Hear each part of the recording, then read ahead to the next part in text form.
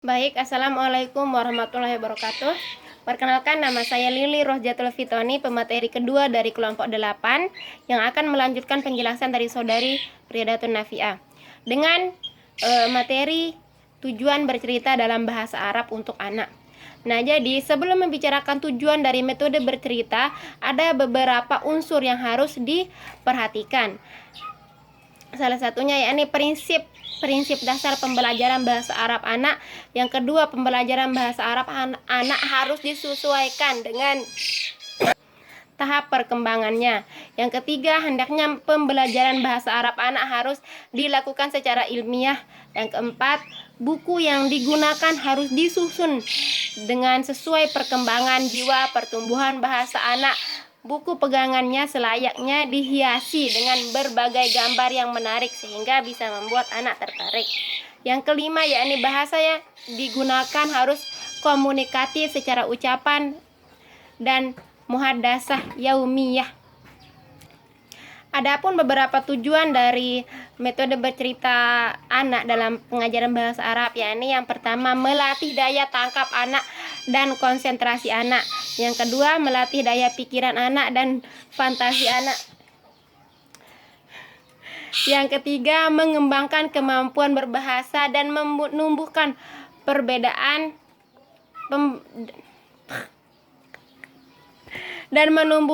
pembendaharaan kata kepada anak. Yang keempat, menciptakan suasana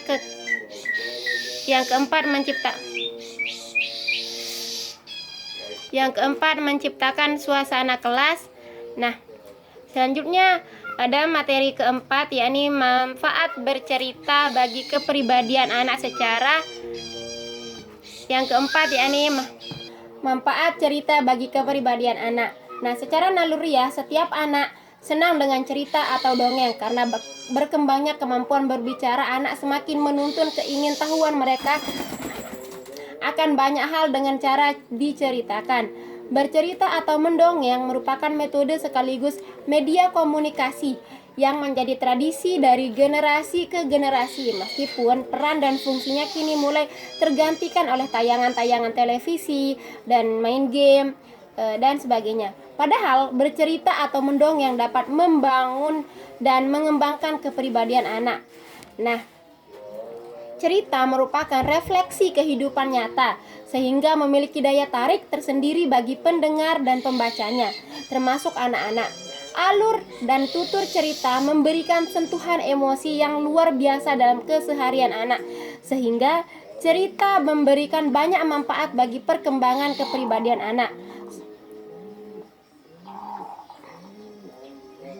Namun, semua kembali kepada jenis dan isi ceritanya, serta teknik bercerita kita sebagai orang tua. Cerita yang bagaimana baik untuk anak, apa saja manfaat cerita untuk anak. Nah, dalam bercerita atau mendongeng ada prinsip-prinsip tertentu yang harus dipegang oleh kita sebagai orang tua. Prinsip yang utama yang saya tekankan ialah sebuah cerita atau dongeng harus memiliki nilai yang mencerminkan tanggung jawab dalam mengembangkan kepribadian anak. Dalam hal ini, kita harus cerdas dan memilih dan memilah cerita atau dongeng yang mengandung pesan dan nilai positif bagi perkembangan kepribadian anak, baik secara psikologis maupun moral. Baik, sekian penjelasan dari saya, kurang lebihnya mohon maaf. Assalamualaikum warahmatullahi wabarakatuh.